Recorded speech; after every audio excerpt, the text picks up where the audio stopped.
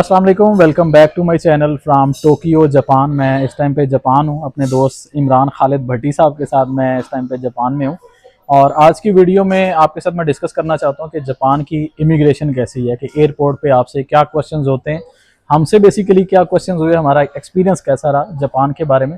और जापान की इमिग्रेशन के बारे में बहुत से लोग बहुत सी बातें करते हैं, आपने बहुत सी वीडियो देखी होंगी कि इमिग्रेशन काफ़ी स्ट्रिक्ट है और क्या हालात होते हैं। मैं आपको राइट फ्रॉम लाहौर बताता हूँ कि लाहौर से जब हम आए थे और लाहौर में इमिग्रेशन पे क्या क्वेश्चंस हुए और जापान में क्या हुआ। सबसे पहले लाहौर की बात करें तो लाहौर में भी जब हमने अपनी बोर्डिंग करवा के इमिग्रेशन काउंटर पे आए हैं, तो जब हमने बताया कि उसने पूछा कि कहाँ जा रहे हैं, हमारी कतर एयरवेज़ की फ़्लाइट थी, तो उसने पूछा कहाँ जा रहे हैं, तो हमने कहा दोहा, और दोहा के बाद हमने टोक्यो जाना है। तो उसने जापान का वीज़ा देखा काउंटर पे इमिग्रेशन ऑफिसर ने, तो उसने कहा वो सामने रूम है, वहाँ पे मैम के पास चले जाएं आप, आपके साथ कौन है। मैंने कहा जी मेरे दोस्त हैं। आपने कहा, उन्होंने कहा कि आप दोनों वहाँ पे जाएं और अपना वीज़ा चेक करवा के आएँ। खैर हम दोनों गए मैम के पास। उन्होंने पूछा कि आप कहाँ जा रहे हैं, जी जापान जा रहे हैं, ये हमारा वीज़ा है। तो कितने दिन के लिए जा रहे हैं, पर्पज़ क्या है जी, टूरिज़म पर्पज़ है, हम 7 डेज़ के लिए 8 डेज़ के लिए जा रहे हैं। तो उन्होंने पूछा ये आपके साथ कौन है, तो मैंने बताया मेरे दोस्त हैं। तो बाकी उन्होंने मेरी हिस्ट्री देखी, सारे पासपोर्ट पे जितने वीज़ास थे। तो उन्होंने फिर पूछा कि आप वापस आ जाएंगे। मैं कहा जी ऑब्वियसली आ जाएंगे। उन्होंने कहा जी आप आ जाएंगे, आपके दोस्त भी आ जाएंगे। तो मैंने कहा जी बिल्कुल मेरे दोस्त भी आएंगे, क्योंकि हमारा इकट्ठा ही है सारा प्लान। हमारे पास रिटर्न टिकट भी है, होटल बुकिंग है, सारी चीज़ें हमारे पास कंप्लीट है। तो उन्होंने, मेरे जो दोस्त हैं इमरान साहब, ये जो वीडियो बना रहे हैं, उनके बोर्डिंग कार्ड पे लिख दिया मेरा पासपोर्ट नंबर कि आप इस चीज़ की श्योरिटी दे रहे हैं कि ये आपके साथ जा रहे हैं और ये आपके साथ वापस भी आएंगे। मैं कहा जी 100% वापस आएंगे, हमारी वापसी की फ़्लाइट लाहौर से ही है, तो हमने लाहौर वापस आना है।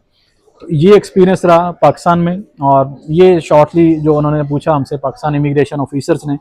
उसके बाद खैर हम दोहा आ गए, दोहा में हमारा स्टे था। दोहा के बाद हमारी फ़्लाइट थी टोक्यो की, और टोक्यो की फ़्लाइट काफ़ी ज़्यादा लंबी होती है, 10 आवर्स की फ़्लाइट थी।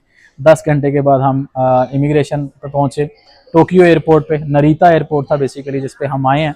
और जब आप टोक्यो पहुंचने वाले होते हैं तो आपको प्लेन में ही एक कार्ड दिया जाता है, बेसिकली वो फॉर्म होता है कि उस पर आपने सारी चीज़ें मेंशन करनी होती हैं, जिसमें आपका पासपोर्ट नंबर, ये मैं वीडियो में साथ साथ चला भी देता हूँ, जो मुझे कतर एयरवेज़ वालों ने प्लेन में हमें ये कार्ड्स पकड़ाए थे कि ये आप फिल कर लें और आपने QR कोड अपना जनरेट करना है, जो आपको वीज़ा ऑफिसर जाके, जो इमिग्रेशन ऑफिसर है वो आपसे पूछेगा एयरपोर्ट पे। तो QR कोड अगर जनरेट करना चाहते हैं इधर बैठे भी आप कर सकते हैं, क्योंकि कतर एयरवेज़ वालों की ये बड़ी अच्छी चीज़ है कि आपको प्लेन में भी वाईफाई दे देते हैं। तो लैंडिंग से ऑलमोस्ट 1 आवर पहले हमने वो फॉर्म फिल किया, और ये फॉर्म मैं आपको स्क्रीन पे शो कर रहा हूँ। इसको आप पॉज करके सारा देख सकते हैं कि इसमें क्या क्या डिटेल्स हैं। मैं थोड़ा शॉर्टली आपको बता देता हूँ। तो डिटेल्स आपके पासपोर्ट के बारे में है, आपका स्टे कितने दिन का है, और आपकी होटल बुकिंग, आपके होटल का एड्रेस, आपके होटल का नेम और फ़ोन नंबर, ये सारी चीज़ें इस फॉर्म पे मेंशन होती हैं। ये फॉर्म आप रिटर्न में भी कर सकते हैं, एयरपोर्ट पे जाके भी इसको फिल कर सकते हैं, ऑनलाइन अगर आपको वाईफाई मिल जाए प्लेन में तो इसकी एक वेबसाइट है, वेबसाइट पे जाके उस पर आप ये सारा फॉर्म फिल करते हैं और उसको सबमिट करते हैं, तो आपका QR कोड जनरेट हो जाता है जो आपको इमिग्रेशन पे चाहिए होता है एयरपोर्ट पे जाके टोक्यो में। तो खैर ये मैंने तो फॉर्म अपना ऑनलाइन ही फिल कर लिया, इमरान साहब का भी कर दिया, हमारे पास QR कोड जनरेट हो गए थे। तो हम खैर खैरियत से पहुँचे टोक्यो, और इसके बाद हम गए अब इमिग्रेशन ऑफिसर फर्स्ट काउंटर पे, क्योंकि बाकी मोस्टली लोग ऐसे थे कि जो एयरपोर्ट पे जाके वो फॉर्म लेके फिल कर रहे थे। तो उस टाइम पे सारे काउंटर्स खाली थे और हम लोग कहे कि यार हम लकी हैं, लाइनों में नहीं लगना पड़ेगा। तो हम सीधा जाके इमिग्रेशन ऑफिसर के पास गए और उसने क्वेश्चन किया कि जी कितने दिन के लिए आप आए हैं, फर्स्ट टाइम इन टोक्यो। मैं कहा first time in Tokyo for 7 days, purpose of visit tourism. उसने पूछा कि आप अकेले हैं, मैंने कहा नहीं मेरा फ्रेंड है मेरे साथ है। तो उन्होंने कहा कहाँ है, तो मैंने बताया कि वो साथ वाले काउंटर पे। उसके बाद उसने एक प्रिंट निकाला, एक फॉर्म था, उसने फॉर्म फिल करना शुरू किया। फॉर्म फिल करने के बाद उसने कॉल मिलाई और ऑफिसर को बुलाया, और उसने फिर मुझसे दोबारा पूछा, जो पीछे 2-3 लोग खड़े थे, लड़के थे, यंग थे, तो उसने कहा ये भी आपके साथ हैं। मैंने कहा नहीं, मैं और मेरा फ्रेंड। उन्होंने कहा ओके वेट। उतनी देर में एक इमिग्रेशन ऑफिसर आया और वो मुझे लेके एक रूम में ले गया। खैर जी मेरा फर्स्ट एक्सपीरियंस था इस तरह कि इमिग्रेशन पे मुझे अलहदा एक रूम में लेके जाया जाए। तो मुझे वहाँ पे लेके गए रूम में, तो इमरान साहब जो वीडियो बना रहे हैं मेरे दोस्त, ये ऑलरेडी उस रूम में पहले से ही बैठे हुए थे। तो मैंने देखा, मैं कहा हाँ जी इमरान साहब सुनाओ। तो कहता कोई नहीं, उसने कहा आप इधर बैठे, और मेरा पासपोर्ट वो ले गए। तो मैं भी बैठा हूँ, हार्डली 1 मिनट बैठा हूँ, तो एक लेडी ऑफिसर और एक जो मेल था वो आए हैं। उन्होंने आके मुझसे पूछा है कि आपका पर्पज ऑफ विजिट क्या है? मैं कहा जी जस्ट फॉर टूरिज्म। और कहते कितने दिन के लिए? मैं कहा 7 डेज के लिए। कहते do you have return ticket? तो मैंने कहा हाँ मेरे पास रिटर्न टिकट है। तो उसने कहा दिखाओ मुझे रिटर्न टिकट। मैंने अपने मोबाइल से निकाल के उसको दिखाई और उसको समझाया कि ये वापसी पे भी हमारी कतर एयरवेज है और यहाँ से टोक्यो से दोहा जाएगी और दोहा से लाहौर जाएगी। उसने वो सारी डिटेल्स देखने के बाद उसने कहा कि आपका होटल पेड है। मैंने कहा जी हमारा होटल बुक है और पेड है, बिल्कुल पेड है। और उसके बाद ये 2-3 क्वेश्चंस उसने किए और हमारा पासपोर्ट दोनों का उसके पास था और वो चले गए। उसने कहा you stay here and wait. Hardly कुछ 4 से 5 मिनट के बाद वो लेडी आती है वापस और लेडी ने आके कहा जी thank you so much for your cooperation, you are free now. और वो बड़े प्यार से उसने हमें वहाँ से जाने के लिए कहा, अपने साथ लेके गई गेट तक, जो एग्जिट गेट था वहाँ तक जाकर उसने ऐसे किया और फिर दोबारा थैंक्स किया और हमें बाहर आने की इजाज़त मिली। और हमारे पासपोर्ट के ऊपर ये जो एंट्री की इनकी टिकट होती है उसके ऊपर वैलिडिटी मेंशन थी कि 1 जुलाई से 15 जुलाई तक आप स्टे कर सकते हैं। ये जो टिकट थी ये भी मैं आपको स्क्रीन पे शो कर देता हूँ। तो ये था जी हमारा एक्सपीरियंस टोक्यो एयरपोर्ट पे कि इमिग्रेशन पे क्या क्या क्वेश्चंस होते हैं।